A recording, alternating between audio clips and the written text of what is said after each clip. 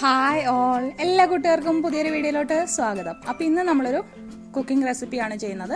കുറച്ച് പേര് cooking videos ഇഷ്ടപ്പെടുന്നവരുണ്ട്. അപ്പോൾ അവരൊക്കെ പറഞ്ഞു അവർക്ക് വേണ്ടിയിട്ട് കുറച്ചായി കുക്കിംഗ് വീഡിയോസ് ഇട്ടിട്ടെന്ന്. അപ്പോൾ നമുക്ക് പെട്ടെന്ന് തന്നെ ചെയ്തെടുക്കാൻ പറ്റുന്ന ഒരു കുക്കിംഗ് റെസിപ്പി നോക്കാം.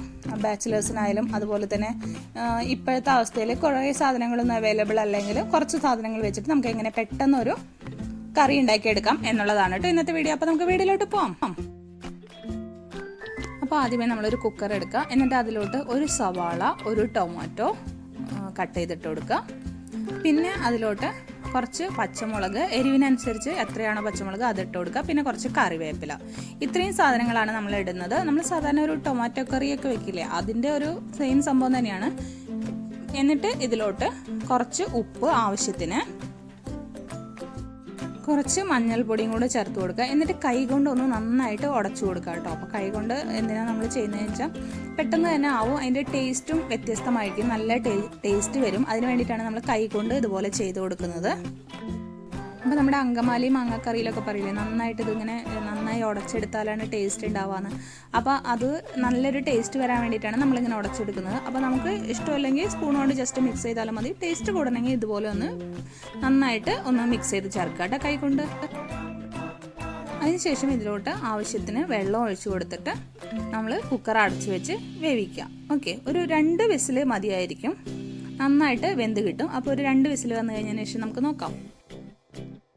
അപ്പോൾ കുക്കർ ആവുന്ന സമയം കൊണ്ട് നമുക്ക് ഒരു മിക്സിയുടെ ജാറിൽ ഒരു 2-3 ടേബിൾ സ്പൂൺ നാളികേരം എടുക്കാം, സ്ക്രാപ്പ് ചെയ്തത്. പിന്നെ അതിനുശേഷം അതിലോട്ട് കുറച്ച് ജീരകമാണ് ചേർത്ത് കൊടുക്കുന്നത്. നമ്മുടെ വെജിറ്റബിൾസിലൊക്കെ ഇടുന്ന ജീരകം ഉണ്ടല്ലോ, അത് ചേർത്ത് കൊടുക്കാം.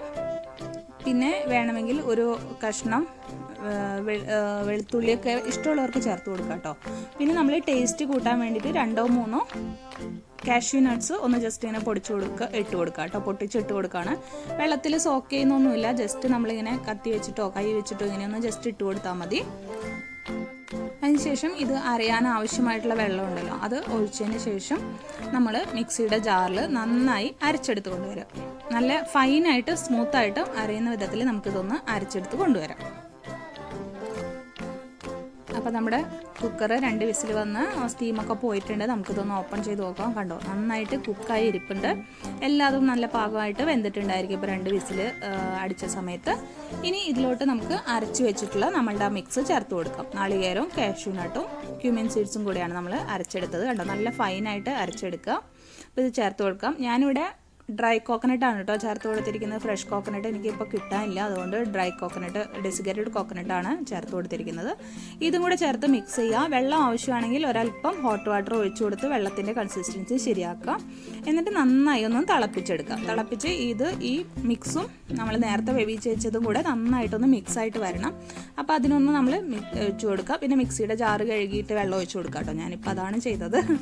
അപ്പോൾ നമുക്ക് ഇതൊന്ന് തിളച്ച് ഒരു പാകമാവുന്ന വിധം വരെ നമുക്കൊന്ന് വെയിറ്റ് ചെയ്യാം.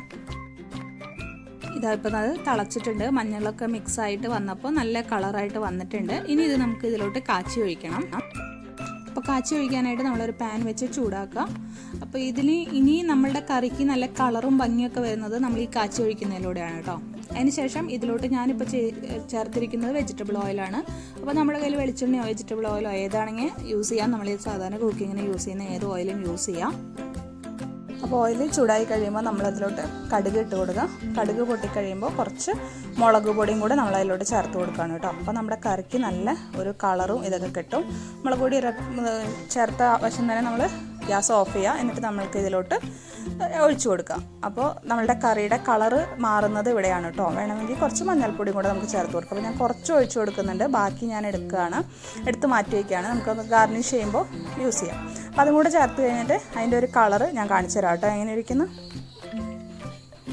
കണ്ടോ, നമ്മൾ ആ ബാക്കി ഉണ്ടായിരുന്നതും കൂടെ ഗാർണിഷ് ചെയ്ത് ഒഴിച്ച് കഴിഞ്ഞപ്പോൾ നമ്മുടെ കറിയുടെ കളറ് തന്നെ മാറി നല്ല ഭംഗിയായിട്ട് വന്നു. അപ്പോൾ ലാസ്റ്റ് നമ്മൾ കടുക് പൊട്ടിച്ചൊഴിക്കുമ്പോൾ അതിലോട്ട് കുറച്ച് മുളക് പൊടിയും ഇതും കൂടെ ഒഴിച്ച് കഴിഞ്ഞാൽ നല്ല രസമായിരിക്കും, കാണാനായിട്ടും നല്ലതായിരിക്കും. പിന്നെ കാഷ്യൂ നട്ടൊക്കെ ചേർത്ത കാരണം നല്ല ടേസ്റ്റും ഉണ്ടായിരിക്കും കേട്ടോ നമ്മുടെ കറി. അപ്പോൾ ഇത് വളരെ പെട്ടെന്ന് തന്നെ ഉണ്ടാക്കാം. 5-10 മിനിറ്റ് മതി. നമ്മൾ അരിയലടക്കം 10 മിനിറ്റിൽ പെട്ടെന്ന് നമ്മുടെ കറി ആയി കിട്ടും. അപ്പോൾ ഇതെല്ലാവരും ഒന്ന് ട്രൈ ചെയ്ത് നോക്കണം കേട്ടോ. അപ്പോൾ ഇന്ന് അപ്പോൾ ഒരു വെറൈറ്റി ആയിട്ടിരിക്കട്ടെ. അപ്പോൾ എല്ലാവർക്കും ഈ വീഡിയോ ഇഷ്ടമാവുകയാണെങ്കിൽ ലൈക്ക് ചെയ്യണം, ഷെയർ ചെയ്യണം, കമൻറ്റ് ചെയ്യണം. അതുപോലെ തന്നെ നിങ്ങൾക്ക് ഇഷ്ടപ്പെട്ടെങ്കിൽ നിങ്ങളുടെ ഫ്രണ്ട്സിനൊക്കെ ഒന്ന് ഷെയർ ചെയ്ത് കൊടുക്കൂ കേട്ടോ. അപ്പോൾ വീണ്ടും ഒരു പുതിയ വീഡിയോ ആയിട്ട് വരുമ്പോഴേക്കും എല്ലാ കൂട്ടുകാർക്കും bye bye. Thank you all.